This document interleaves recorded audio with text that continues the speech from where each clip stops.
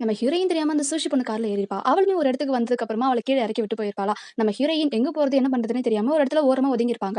அப்ப நம்ம ஹீரோவுமே எப்படியோ நம்ம ஹீரோயின கண்டுபிடிச்சு அந்த இடத்துக்கு வந்துட்டு, "உனக்கு கொஞ்சம் கூட மூளையே இல்லையா? கால் பண்ணா எடுக்க மாட்டியா? லொகேஷன் கூட ஷேர் பண்ண மாட்டியா? நான் என்ன எங்கலாம் போய் தேடுறது?" அப்படின்னு சொல்லிட்டு அவள கூட்டிட்டு போலான்னு வராருங்க. ஆனா அப்ப நம்ம ஹீரோயின், "உனக்கு புரியாது. நான் இப்ப வேற நிலைமையில இருக்கேன். என்ன தயவு செஞ்சு விட்டுருன்னு" சொல்லும்பொழுது, "எந்த நிலைமையா இருந்தாலும் பரவால்ல. தயவு செஞ்சு என் கூட வா" அப்படின்னு சொல்லிட்டு அங்கிருந்து நம்ம ஹீரோயின கூட்டிட்டு போயிடுறாரு. போற வழிலாம், "இங்க பாரு, ஏன் இப்படி அமைதியா இருக்க? என்னாச்சு? அவ எதனா சொன்னா கூட என்ன மன்னிச்சிரு. அவ சொல்றதுக்கு நான் உனக்கு சாரி கேட்டுக்கிறேன்னு" சொல்லும்போது, "அதெல்லாம் எதுவுமே இல்ல. நீ வீட்டுக்கு போ" அப்படின்னு சொல்றாங்க. ஆனா நம்ம ஹீரோ வீட்டுக்கு போகாம அங்கிருந்து வேற ஒரு ஹோட்டலுக்கு போறாரு. நம்ம ஹீரோயினுமே என்ன இது அப்படின்னு சொல்லி கேட்கும்போது, "இது என்னோட ஃபேமிலி ஹோட்டல் தான். எதுக்குமே நீ பயப்பட தேவையில்ல. வா" அப்படின்னு சொல்லிட்டு உள்ள கூட்டிட்டு போறாங்க. உள்ள போனதுக்கு அப்புறமா நம்ம ஹீரோயின் சரி துணிலாம் காய வைக்கணுமே அப்படின்றதுக்காக அவங்க பாத்ரூம்குள்ள போயிட்டு துணி எல்லாமே கழட்டி நம்ம ஹீரோ கிட்ட குடுத்துறாங்க. அவங்களுமே அத எடுத்துட்டு போயிட்டு அங்க ஒர்க் பண்ற சர்வன்ட் கிட்ட இந்த துணிய காய வச்சு கொண்டு வா. அதே சமயம் உனக்கு என்ன வாங்கணும்ன்றது தெரியும்ல அப்படின்னு சொல்லிட்டு அவன் அவன் வந்துட்டு பேட் பத்தி சொல்றான். பட் இவன் வந்துட்டு வேற ஒண்ணு திங்க் பண்ணிட்டு சரி ஓகேங்க சரி ஓகே அப்படின்னு சொல்லிட்டு அங்க இருந்து போயிடுறான். நம்ம ஹீரோ கொஞ்ச நேரம் கழிச்சு அவங்க அம்மாக்கு ஃபோன் பண்ணி இந்த மாதிரி நான் ஹீரோயினை கண்டுபிடிச்சிட்டேன். அவ இப்ப என் கூட தான் இருக்கா. நீங்க எந்த ஒரு கவலையுமே படாம தூங்குங்க அப்படின்னு சொல்லிடுறான். கொஞ்ச நேரம் கழிச்சு அங்கிருந்து அந்த பையன் அந்த ட்ரெஸ் எல்லாமே வாஷ் பண்ணிட்டு எடுத்துட்டு வந்துடுறான். எடுத்துட்டு வந்து நம்ம ஹீரோயின் கிட்ட குடுத்துட்டு அவனுமே அங்கிருந்து போயிடுறான். நம்ம ஹீரோவுமே எடுத்துட்டு போயிட்டு அத ஹீரோயின் கிட்ட குடுக்குறாங்க.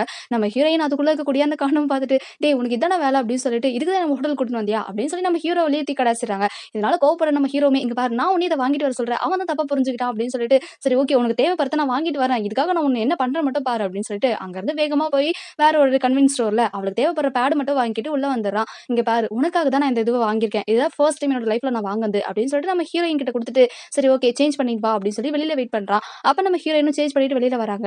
அப்ப அவங்க நம்ம ஹீரோ கிட்ட பார்த்து, "இங்க பாரு இதுக்கப்புறம் என்னோட லைஃப்ல நீ இந்த அளவுக்கு தலையிடணும்ன்ற அவசியமே இல்ல. என்ன விட்டு கொஞ்சம் ஒதுங்கியே இருன்னு" சொல்றாங்க. ஆனா நம்ம ஹீரோ இத கேட்ட உடனே ஒரு மாரி ஆயிடுறாரு. சரி ஓகேன்னு சொல்லிட்டு அவள அங்கிருந்து வீட்டுக்கு கூட்டிட்டு போயிடுறாங்க. அங்க போன உடனேவே நம்ம ஹீரோட அம்மாவுமே, "ஐயோ! உன்ன நான் ரொம்ப மிஸ் பண்ணேன். ஏன் எங்க போன? நீ ஒரு ஃபோன் கூட பண்ண மாட்டியா?" அப்படின்னு சொல்லிட்டு நம்ம ஹீரோயின தனியா கூட்டிட்டு போயிடுறாங்க. "இங்க பாரு உனக்கு நான் அவன பத்தி கொஞ்சம் எக்ஸ்பிளைன் பண்ணணும். அவன் கொஞ்சம் அரகன்ட்டான பையன் தான். எதுக்குமே வந்துட்டு சைலன்ட்டா இருப்பான். யார் கூடயுமே அதிகமா பேசிக்க மாட்டான். சின்ன வயசுல இருந்தே வந்துட்டு லோன்லினெஸ் மட்டும் தான் ஃபீல் பண்ணுவான். அவனுக்காகவே நான் வேற ஒரு பொண்ண வந்துட்டு சூஸ் பண்ணி கூட்டிட்டு வந்திருந்தேன். ஆக்சுவலி அந்த பொண்ணு வந்துட்டு என்னோட பிசினஸ் பார்ட்னரோட பொண்ணு தான். அவங்க ஒரு பிசினஸ்ல சரிஞ்சுட்டாங்க. அதனால அந்த பொண்ண நான் தான் வளர்த்து வச்சிருந்தேன். பட் இவங்க 2 பேரும் சின்ன வயசுல இருந்தே நெறைய ப்ராமிஸ் பண்ணி வளர்ந்தாங்க. அவங்க 2 பேருக்குள்ள நல்ல புரிதல் இருந்துச்சு. பட் சடனா அந்த பொண்ணு எந்த ஒரு விஷயமே சொல்லாம இங்க இருந்து ஃபாரின் போயிட்டா. இது ரொம்பவே வந்துட்டு நம்ம ஹீரோவ அஃபெக்ட் பண்ணதுனால தான். அவன் எல்லா பொண்ணுங்கிட்டயுமே ஒரு வித்தியாசமா நடந்துக்கிறான். எல்லாருமே வந்துட்டு ஒரே டைப்ன்னு நெனச்சுட்டு இருக்கான். சோ நீ அவன சேஞ்ச் பண்ணுவேன்னு நான் நெனைக்கிறேன்" அப்படின்னு சொல்லி நம்ம ஹீரோயின பார்த்து சொல்லிக்கிட்டு இருக்காங்க. நம்ம ஹீரோயினுமே அதெல்லாம் நான் எதுவுமே நினைச்சுக்கல அப்படின்ற மாதிரி சொல்லிக்கிட்டு இருக்காங்க. இங்க நம்ம ஹீரோ ரூம்ல உட்காந்து எதையோ யோசிச்சுட்டு இருக்காங்க. ஆக்சுவலி நம்ம ஹீரோயின் ரூம்ல இருக்கும்போது நம்ம ஹீரோயின் கிட்ட ஒரு சில விஷயங்கள பேசியிருப்பாங்க. எனக்கு உன்ன இப்பலாம் தெரியல. ரொம்பவே பிடிக்க ஆரம்பிக்குது. நான் முன்ன மாரி இல்ல. ஸ்டார்ட்டிங்ல நீ வேற மாரி இருந்த அப்படின்னு சொல்லிட்டு நம்ம ஹீரோயின் கிட்ட நிறைய விஷயங்கள் சொல்லியிருப்பாங்க. பட் நம்ம ஹீரோயின் அது எல்லாமே எதுவுமே கேட்காம பாத்ரூம்ல இருந்து அப்பதான் குளிச்சுட்டு வெளில வந்திருப்பாங்களா. சோ இவ்வளவு நேரம் பேசியிருந்தாம வீணா போச்சா அப்படின்ற மாதிரி நினைச்சுக்கிட்டு நம்ம ஹீரோயின் யோசிச்சு பார்த்துட்டு இருப்பாரு.